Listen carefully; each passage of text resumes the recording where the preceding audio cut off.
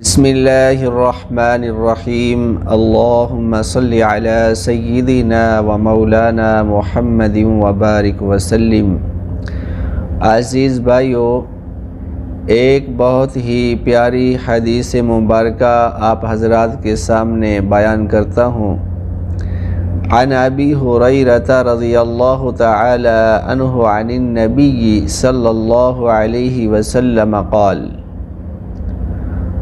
کلمتان خفیفتان علی اللسان ثقیلتان فی المیزان حبیبتان الی الرحمن سبحان اللہ وبحمدہ سبحان اللہ العظیم۔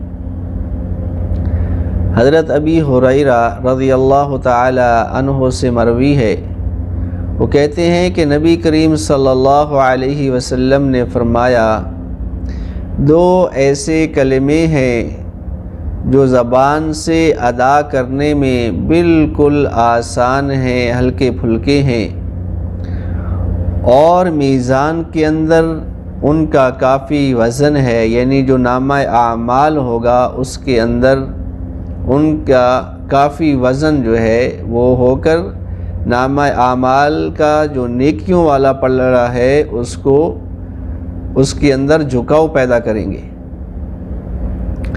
حبیبتان الی الرحمن، وہ دونوں کلمے اللہ رب العزت کو بہت ہی زیادہ محبوب ہیں، پسند ہیں، اور وہ کلمات سبحان اللہ وبحمدہ سبحان اللہ العظیم، اس میں اللہ رب العزت کی بڑائی بیان کی گئی ہے، تعریف بیان کی گئی ہے۔